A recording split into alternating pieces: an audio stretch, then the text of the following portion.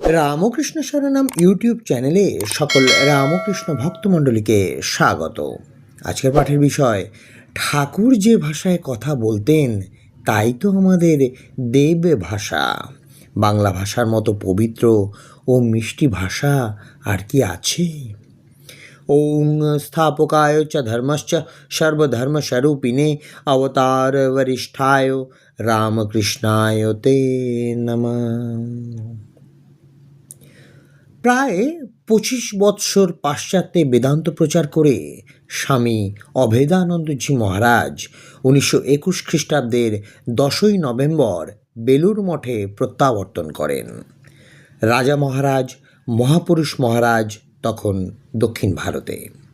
তাঁদের নির্দেশ মতো স্বামী অভেদানন্দজি মহারাজকে কলিকাতা স্টিমার ঘাট থেকে বেলুর মঠে আনবার জন্য দুজন সাধু জাহাজ ঘাটে গিয়ে খবর পেলেন যে জাহাজ 2:30টার পূর্বে ঘাটে আসবে না।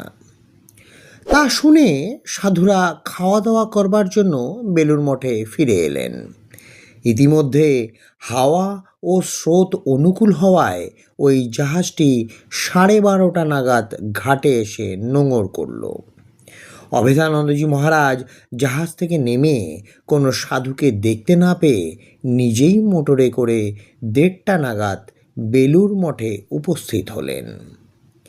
স্বামী অভেদানন্দজি মহারাজ যখন মঠে পৌঁছলেন তখন ঠাকুরঘর বন্ধ ছিল। তিনি মঠের উঠান হতে হাত জোর করে ঠাকুরকে প্রণাম করলেন এবং সন্ন্যাসী পরিবৃত্ত হয়ে মঠ বাড়ির উপরে মহাপুরুষজির ঘরে গেলেন। খুব প্রসন্ন বদন। যখন শুনলেন যে তাকে মহাপুরুষ মহারাজ তাঁর ঘরে রাখতে লিখেছেন, তখন খুব খুশি হয়ে বললেন, দাদা কবে আসবেন? তাঁর জাহাজ যখন গঙ্গাতে প্রবেশ করল তখন তিনি জাহাজেই গঙ্গা স্নান করে নিয়েছিলেন। সকলেই তাঁর গঙ্গা ভক্তি দেখে খুব চমৎকৃত হলেন। আমি তার জন্য থালা বাটিতে সব রকম প্রসাদ সাজিয়ে এনে রেখেছিলাম। তিনি তড়িঘড়ি হাত মুখ ধুয়ে প্রসাদ খেতে বসলেন। তার জন্য চেয়ার টেবিলের ব্যবস্থা করা হয়েছিল। ভোগের প্রসাদ প্রথমেই মাথায় ঠেকিয়ে প্রণাম করে হাত দিয়ে খেলেন এবং খেতে খেতে আনন্দ প্রকাশ করতে লাগলেন। ঘর ভর্তি সন্ন্যাসী ব্রহ্মচারী। তিনি হাত চেটে চেটে খেতে খেতে হাসি মুখে বললেন, অনেক দিন এমন পেট ভরে খাইনি, আজ রাক্ষসের মতো এক গাদা খেলুম। বিশুদ্ধ বাংলাতেই সব বললেন। খাবার টেবিলে বসেই একটা সিগারেট খেলেন এবং বললেন, এখন একটু বিশ্রাম করব, তারপর উঠে গড়গড়ায় তামাক খাব। তিনি সকলের প্রণাম গ্রহণ করে বিশ্রাম করতে গেলেন। বিকেলে 5টা নাগাদ উঠে শুধু একটু চা খেলেন। ততক্ষণে অনেক ভক্ত তাঁকে দর্শন করতে এসেছে।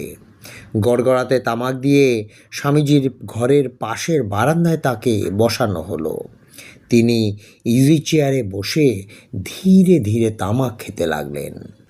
2-4 টান দিয়ে হাসতে হাসতে রহস্য করে বললেন, 25 বৎসর পরে গড়গড়ায় তামাক খাচ্ছি। গড়গড়া কি বলছে জানো তো? খুড়ু খুড়ু ডাকছে। বলেই হাসতে হাসতে বললেন, 25 বৎসর পরে আজ গঙ্গা জলে স্নান করে গঙ্গা জলে রান্না ঠাকুরের প্রসাদ খেয়ে খুব তৃপ্তি হলো, ইত্যাদি নানা কথা বলে সকলকে আনন্দ দিতে লাগলেন। জনৈক ভক্ত প্রশ্ন করলেন, আপনার বাংলায় কথাবার্তা বলতে অসুবিধা হয় না? তিনি হাসি মুখে বললেন, ঠাকুর যে ভাষায় কথা বলতেন তাই তো আমাদের দেব ভাষা। বিদেশে মনে মনে সব চিন্তা ও প্রার্থনা সবই বাংলা ভাষাতেই করতাম। বাংলা ভাষার মতো পবিত্র ও মিষ্টি ভাষা আর কি আছে?